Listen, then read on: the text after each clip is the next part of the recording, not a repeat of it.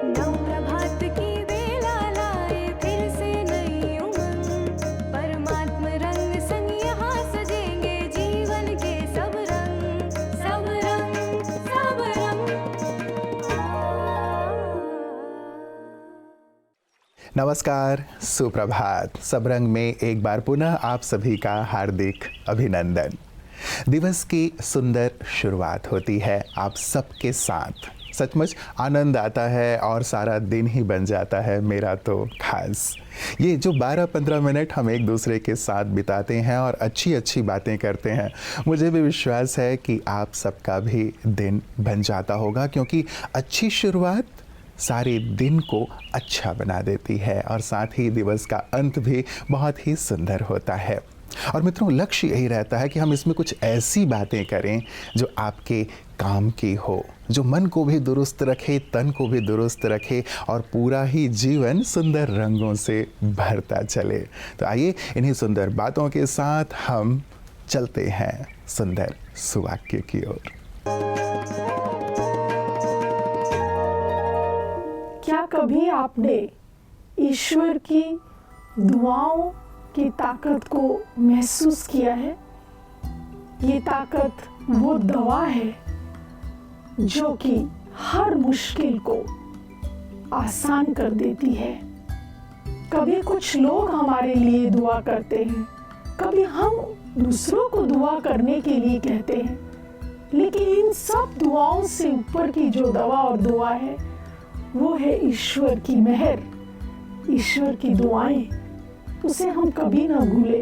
अगर जीवन में कुछ चाहिए तो वो सर्वशक्तिवान हम परमात्मा से ले और उसकी दुआएं, उसका प्रभाव, उसका असर जीवन में बना रहता है। इसीलिए कठिन दौर में हम घबराए नहीं। हम ये ना सोचें कि ये होगा कि नहीं, लेकिन ये बात आज से मन में पक्की कर ले कि मेरे साथ ईश्वर की दुआ की ताकत है। ओम शांति। मित्रों, जब कभी जीवन में कोई समस्या आ जाती है तो हमारी नज़रें ईश्वर की ओर ही जाती हैं और उनकी दुआएं हमें बड़ी से बड़ी समस्या से भी मुक्त कर देती हैं। तो उनकी दुआएं तो हमें लेते चलना है, लेकिन साथ साथ एक दूसरे की भी दुआएं लेनी है, क्योंकि कहते हैं कि दुआएं बहुत जीवन में काम करती हैं। जब दवा काम नहीं करती तब दुआएं ही काम करती हैं। और इसीलिए आपकी सेहत आपके हाथ में। हम दुआओं की बात भी करते हैं तो दवा की भी बात करते हैं। मित्रों, आज वर्ल्ड पार्किंसंस डे है। इस बीमारी में व्यक्ति थोड़ा सा अपने तन में संतुलन नहीं रख पाता है। कई बार अंग शिथिल होने लगते हैं, कठोर होने लगते हैं और जीवन थोड़ा सा ऐसा हो जाता है कि जिसमें हमें दूसरों की मदद लेनी पड़ती है। तो आज के इस दिवस पर खास इस बीमारी के प्रति जागरूकता लाने के लिए डॉक्टर साहब हमें कुछ विशेष सलाह दे रहे हैं। आइए सुनते हैं।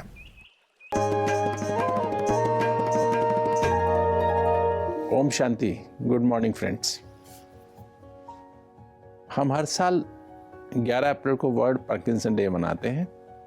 पार्किंसन जो डिजीज़ है, इसकी जो रिसर्च की गई थी, इसका जो नाम दिया गया था, वो डॉक्टर पार्किंसन ने पहली बार इसको डिस्क्राइब किया।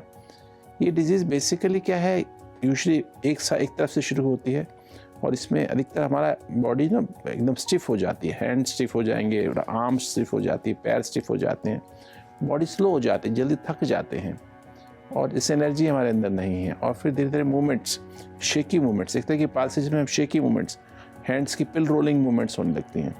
पहले एक तरफ होती है, फिर दूसरी तरफ भी होने लगती हैं। हमारी हैंड राइटिंग बिगड़ जाती है।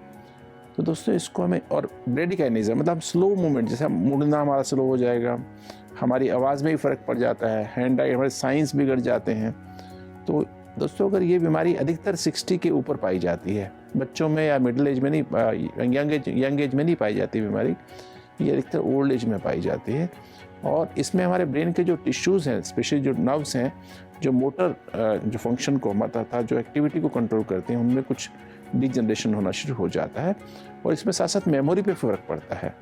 हमारी मेमोरीज कम हो जाती है, हम बातें भूलने लगते हैं और धीरे धीरे एकदम हमारी हालत ख़राब भी हो सकती है कि हम दूसरे एकदम टोटली हम दूसरों पर डिपेंडेंट हो सकते हैं।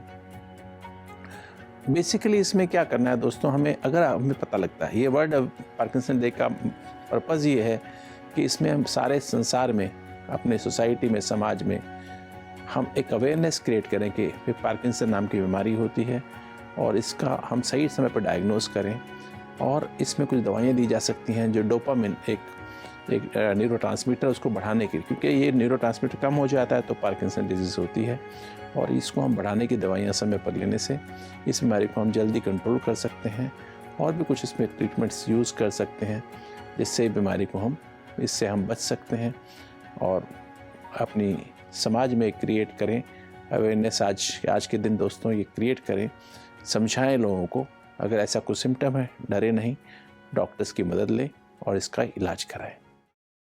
ओम शांति। सफ़र ये इतना आसान नहीं, बहुत कुछ सहना होगा। आएंगी जाएंगी कई बातें, लेकिन तुम्हें चलते रहना होगा। बहुत ही सुंदर और प्रेरक पंक्तियां हैं मित्रों। जीवन में कई बातें, कई उतार चढ़ाव आती हैं, लेकिन हमें चलते रहना है।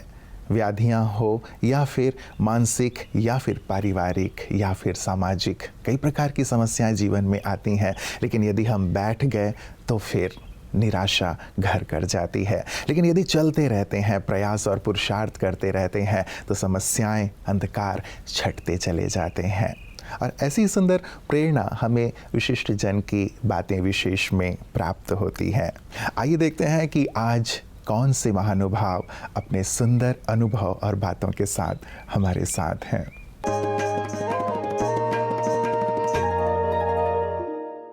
So this is a wonderful concept. When I entered last time, 10 years back, I was impressed by the serene atmosphere and the vibration in the area. I was wonderstruck. How could it soothe my mind so much? Of course, as I am a active politician, I am always busy, this one, that one. But 10 years back, when I entered into the Mount Abu gardens or the area, I felt that some soothingness. I did not get the answer on those days. Subsequently, when I went back and studied a little, then I was able to understand what it is. So this is my second visit. Even yesterday evening also, I had the pleasant experience of the same thing. So then I felt, why Aru becomes so selfish? Why don't you spread it to every town and every village like this? I felt it today morning when I was meditating in the big hall. I felt this should happen even in a smaller houses also. That way, the young, tender age boys and girls, if they start doing this, now that the question of terrorism is also, the terrorism is attracting to the younger ones. I am really surprised. Young guys, boys and girls are being attracted towards the terrorism. If they could be attracted by that, why not they be attracted by this? This has to be, in a way, classrooms also, smaller groups. मित्रों, जिंदगी तो सभी जी रहे हैं, लेकिन सचमुच जीना उनका जीना है जो अपनी जिंदगी को उत्सव बना लेते हैं। परमात्मा ने हमें उत्सव के लिए ही तो इस संसार में भेजा है, लेकिन कैसे हम इसे उत्सव बनाएं? एक सहज सा नुस्खा कि हम इसे स्वीकार करना सीख जाएं। बातों को स्वीकार करना, लोगों को स्वीकार करना, परिस्थितियों को स्वीकार करना। जो आया है वो जाएगा। आए चीज़ें, लेकिन मुझे, मेरे उत्सव को, मेरी मानसिक शांति और खुशी को नष्ट ना करें। यही आर्ट ऑफ लिविंग है, जीवन जीने की कला है, जो सिखाती हैं ब्रह्मा कुमारियाँ। और सब तक जाकर इस कला को, इस उत्सव को, जीवन को उत्सव कैसे बनाया जाए, ये सुंदर सेवा कार्य जिसे हम पीस न्यूज़ हाइलाइट्स में प्रतिदिन देखते हैं। आइए देखते हैं ये सेवा कार्य कहाँ कहाँ हो रहे हैं।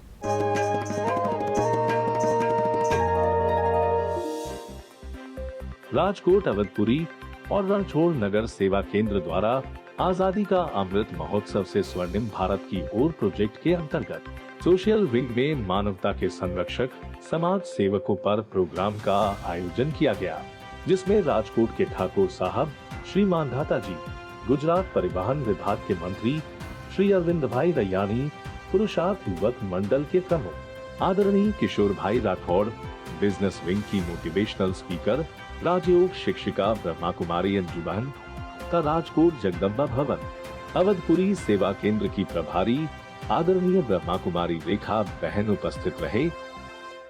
इस अवसर पर आदरणीय बीके अंजू ने ब्रह्मा कुमारी के मुख्य सब्जेक्ट राजयोग मेडिटेशन का महत्व समझाते हुए कहा कि राजयोग अर्थात एक ऐसा योग, एक ऐसी साधना, एक ऐसा ध्यान जो स्वयं का ध्यान खिंचवाने के निमित्त बनता है। अतः मानवता की शुरुआत स्वयं से करें। मानवता की शुरुआत स्वयं से करें। आदरणीय मानधाता जी ने ब्रह्मा कुमारी संस्था की प्रशंसा करते हुए कहा कि ब्रह्मा कुमारी संस्था एकमात्र ऐसी संस्था है जो नारी सशक्तिकरण का पूरे विश्व में एक एग्जाम्पल है। जहां सब सेवा केंद्र बहनों द्वारा संचालित है, तो ऐसी नारी शक्ति को मैं वंदन करता हूँ। आज कार्य करे छे ये नारी शक्ति में हूँ वंदन करूँ। आदरणीय बीके रेखा ने कहा कि आप सब जो सेवाएं कर रहे हो वह सब है शरीर की सेवा। ब्रह्मा कुमारी कोई धर्म नहीं है, लेकिन एक ऐसी संस्था है जो आपके मूल संस्कारों और बुरी आदतों को परिवर्तन करने में मददरूप होती है, जिसके द्वारा समाज दूषित वातावरण से बच सकता है। परिवर्तन થાય અને એના દ્વારા અનેક સમાજમાં જે દૂષણો આવ્યા એ બચી જાય। अंत में सभी अतिथियों को शाल, ईश्वरीय सौगात और ब्लेसिंग्स देकर सम्मानित किया गया। मित्रों, हम उत्सव की बात कर रहे थे। बहुत ही महत्वपूर्ण सी बात एक और कहते हैं कि आपकी खुशियों को चुराने वाले, आपके जीवन को उत्सव न बनने देने वाले दो चोर हैं। एक पास्ट का पश्चाताप और दूसरा भविष्य की चिंता। यदि ये दोनों चोर हैं तो आपकी खुशियाँ ये चुराते रहेंगे, जीवन को उत्सव नहीं बनने देंगे। क्यों ना वर्तमान जो ईश्वर ने हमें दिया है उसे हम श्रेष्ठ बनाते चलें, उसका आनंद लेते चलें, उसमें अच्छे से अच्छा कार्य करते चलें, तो वर्तमान भी और भविष्य भी सुंदर से सुंदरतम बनता चलेगा। और यही हमारी आप सभी के लिए मंगल कामना है। अपना ख्याल रखिएगा। कल पुनः इसी वक्त आप सबसे मुलाकात होगी। नमस्कार। ओम शांति।